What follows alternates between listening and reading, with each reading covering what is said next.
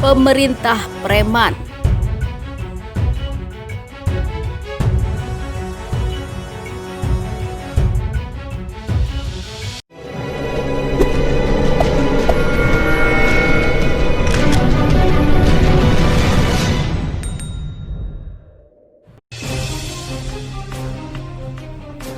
Rakyat mereaksi RUU HIP yang dinilai berbau komunis dan membuka peluang bangkitnya DOPKI. Tulisan dari M. Rizal Fadilah. Sikap pemerintah maupun DPR ditunggu masyarakat. Apakah DPR akan mencabut melalui paripurna Dewan atau pemerintah menyatakan tidak akan melakukan pembahasan masyarakat masih berujung rasa di depan gedung DPR RI. Alih-alih mengambil keputusan tentang RUU HIP, malah seenaknya pemerintah mengajukan RUU baru yang diberi nama RUU BPIP. 4 menteri menyerahkan naskah kepada Ketua DPR yaitu Menko Polhukam Mahfud MD, Menkumham Yasona Lauli, Mendagri Tito Karnavian, dan Menhan Prabowo Subianto. Penyampaian RUU dengan begitu saja jelas pelecehan pada rakyat oleh pemerintah, bahkan melecehkan DPR RI juga.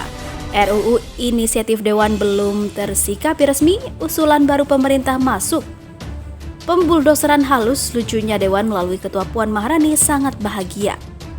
Sekurangnya ada 4 hal yang menunjukkan adanya kesewenang-wenangan dan pengabaian hukum, yaitu yang pertama, status RUU HIP harus terlebih dahulu jelas dan memiliki kepastian hukum akan kelanjutannya. Pemerintah masih menunda dan DPR masih menunggu. Ujungnya dibiarkan mengambang. Penyelenggaraan negara model apa seperti ini? Kedua, RUU BPIP sebagai ajuan pemerintah adalah RUU yang baru yang mestinya masuk dahulu dalam Prolegnas yang disepakati bersama untuk pembahasan terjadwal. Tidak boleh menyalip RUU yang sudah terlebih dahulu antri. Ini adalah contoh buruk budaya main labrak pemerintah preman. Ketiga, mengapa mesti 4 menteri mengantar RUU BPIP ini? Secara prosedural cukup diwakili oleh Menteri Hukum dan HAM saja. Pola untuk kekuatan dan unjuk kekuatan atau unjuk kekuasaan dengan mengutus 4 menteri menggambarkan situasi disorder atau tidak normal. Keempat, RUU BPIP tetap kontroversial sebab membalikan prinsip hukum yang benar. Ironi, sebuah undang-undang dibuat untuk mengatur wadah yang lebih dahulu ada.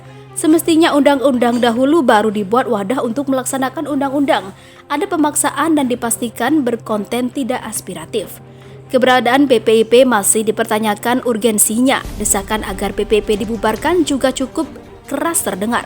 BPIP bukanlah kebutuhan pokok bagi rakyat saat ini, lebih pada pemenuhan hasrat penguasa sendiri dan dapat menjadi mainan ideologi pemerintah. Harusnya pemerintah dan DPR cooling down berkaitan dengan RUU HIP yang berbau komunisme tersebut. Sangat kuat tuntutan untuk melakukan pengusutan dugaan adanya penyusup, makar ideologis RUU HIP. Lakukan proses politik dan hukum terhadap oknum yang menunggangi situasi. Pemerintahan preman adalah pemerintah yang abai pada prinsip-prinsip pemerintahan yang baik, pemerintah yang menganggap enteng aspirasi rakyat, pemerintah yang mengacak-acak wibawa wakil rakyat. Pemerintah yang memerintah dengan kekuatan alat pemaksa, memperalat ideologi, serta memanipulasi hukum. BPIP dan RUU BPIP adalah wujud pemaksaan dan keburukan dari rezim yang false governance, false public policy, dan false authority. Itulah rezim Jokowi. Sementara itu PDIP lempar bola panas RUU HIP ke pemerintah. Bak melempar bola panas, kini PDIP secara terang-terangan menyebut pemerintah sepakat dengan rancangan Undang-Undang Haluan Ideologi Pancasila atau HIP yang menuai penolakan keras di masyarakat. Padahal pada Kamis 16 Juli lalu, pihak pemerintah yang diwakili Menko Polhukam Mahfud MD dan beberapa menteri lainnya berkunjung ke DPR menyerahkan rancangan Undang-Undang BIP atau BPIP sebagai jawaban atas polemik rancangan Undang-Undang Haluan Ideologi Pancasila atau RUU HIP. Disampaikan Ketua Bamusi PDIP Zuhairi Misrawi bahwa pemerintah secara keseluruhan sepakat dengan isi substansi rancangan Undang-Undang Haluan Ideologi Pancasila. Dalam konteks kelembagaan BPIP, hal itu terulang atau tertuang dalam surat Presiden atau Surpres yang disampaikan pemerintah kepada DPR RI soal RUU BPIP. Surat yang disampaikan pemerintah itu isinya kira-kira setuju dengan substansi rancangan undang-undang haluan ideologi Pancasila dalam konteks kelembagaan BPIP, kata Zuhairi dalam diskusi virtual pada Jumat 17 Juli 2020.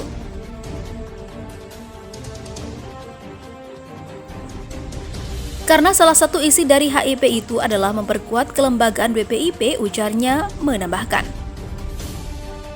Lebih lanjut, Zuhairi mengklaim bahwa pemerintah meminta TAP MPRS nomor 25 tahun 1966 tentang larangan ajaran komunisme, Marxisme, ataupun Leninisme untuk dimasukkan ke dalam konsiderasi dan membuang narasi Pancasila sebagai Trisila dan juga Ekasila.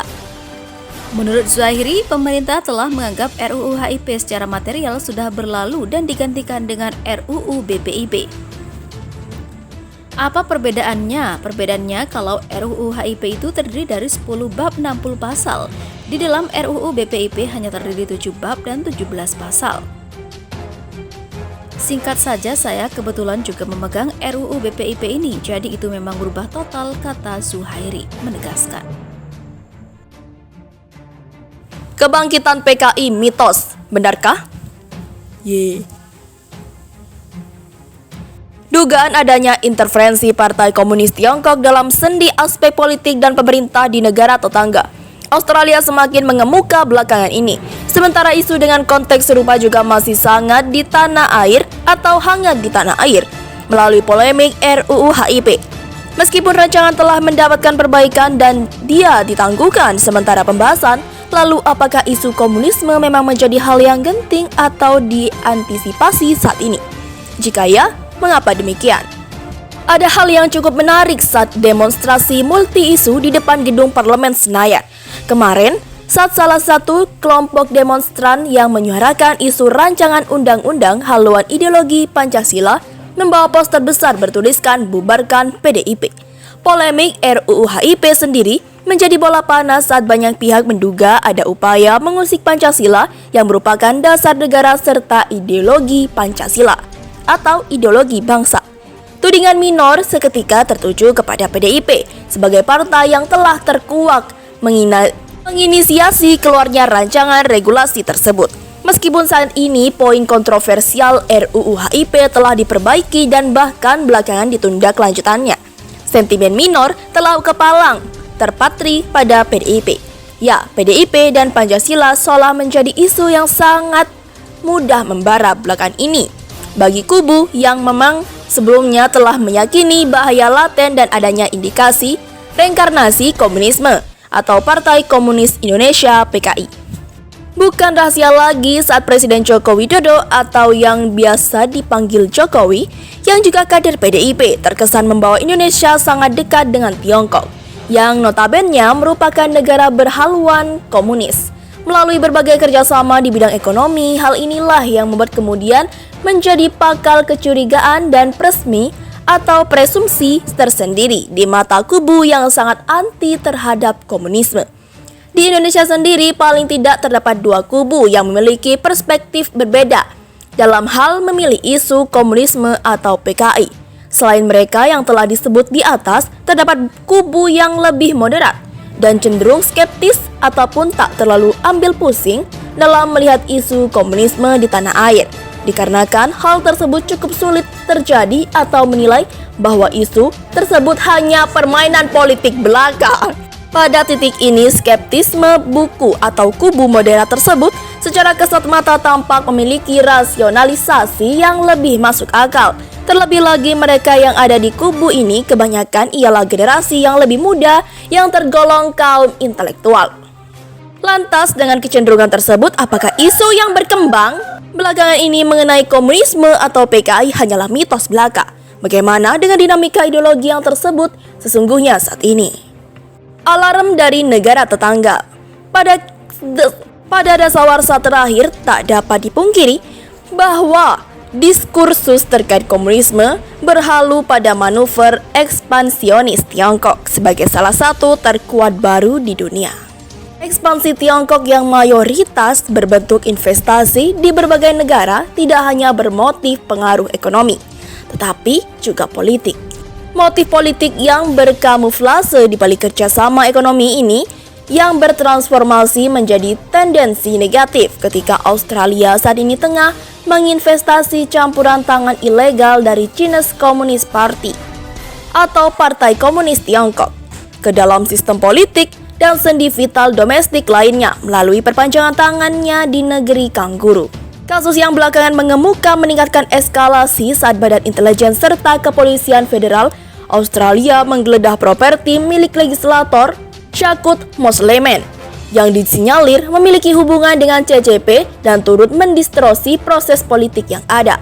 Amy Strake, seorang analisis Center of Strategies and International Studies mengatakan bahwa upaya Beijing mempengaruhi demokrasi dan pengambilan keputusan di Australia berbentuk dukungan keuangan kepada politisi, sektor bisnis, lembaga penelitian, serta entitas lain yang juga berujung mengkonstruksikan citra dan kepentingan pro-Tiongkok. Lebih lanjut, Nadek Roland dalam China Controversies in War of Ideas menganalisa berlandaskan temuan fakta dan kecenderungan yang ada bahwa CCP menyusup ke ruang politik serta demokrasi di negara-negara partner dengan mengerahkan diaspora serta pembisnis Tiongkok sebagai afiliasi utama yang misinya ialah mengkukuhkan pengaruh dan kepentingan strategis Beijing di seluruh dunia.